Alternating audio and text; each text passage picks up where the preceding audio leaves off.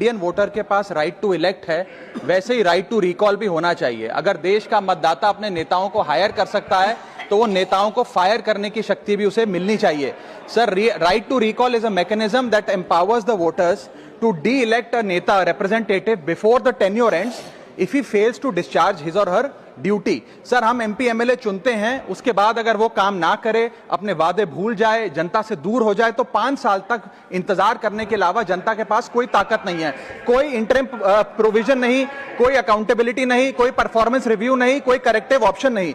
चुनाव से पहले नेता जनता के पीछे और चुनाव के बाद जनता नेता के पीछे।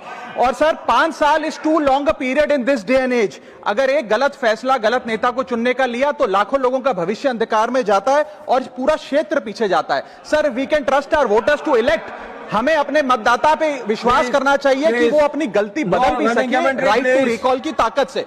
Sir, let me clarify that right to recall is not a weapon against politicians. It is an insurance policy for democracy. और भारत के संविधान में जब आप राष्ट्रपति को इंपीच कर सकते हैं टेन्योर के दौरान, उपराष्ट्रपति को हटाने का प्रावधान है, जजों को इंपीच करने के लिए प्रोसेस लेट डाउन है, यहां तक कि रूलिंग गवर्नमेंट के खिलाफ नो कॉन्फिडेंस मोशन लाकर आप सरकार बर्खास्त कर सकते हैं। तो एमपी एमएलए अगर आपका नॉन परफॉर्मिंग है तो उसको हटाने के लिए क्यों नहीं राइट टू रिकॉल मतदाता को देना चाहिए। दुनिया की 24 से ज्यादा डेमोक्रेसीज में राइट टू रिकॉल का मैकेनिज्म लागू है, जिसमें यूएस, कनाडा, स्विट्जरलैंड जैसे देश है। मैं आपको उदाहरण देता हूं सर, कैलिफोर्निया में गवर्नर क्रिस डेविस नाम के नेता 2002 में चुने गए।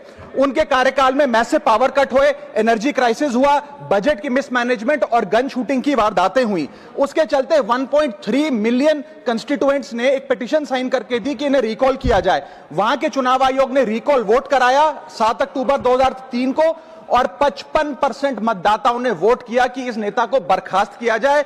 ग्रे डेविस को हटाया गया और आर्नल्ड श्वार्ज़नेगर को वहां पे गवर्नर बनाया गया। सर, मैं बता दूं कि हिंदुस्तान में भी इसका प्रेसिडेंट है। कर्नाटक, मध्य प्रदेश, महाराष्ट्र और राजस्थान में रिकॉल मैकेनिज्म ग्राम पंचायत के स्तर पे लागू है और ग्राम सभा के लोग मतदाता वोट करके उन्हें वापस बुला सकते हैं। सर, लेकिन इसका मिसयूज ना हो इसलिए हमें सेफगार्ड्स भी बनाने पड़ेंगे। एक थ्रेशोल्ड रखना चाहिए कि 35 से 40% मतदाता अगर साइन कर दे तभी राइट टू रिकॉल वोट करवाया जाए।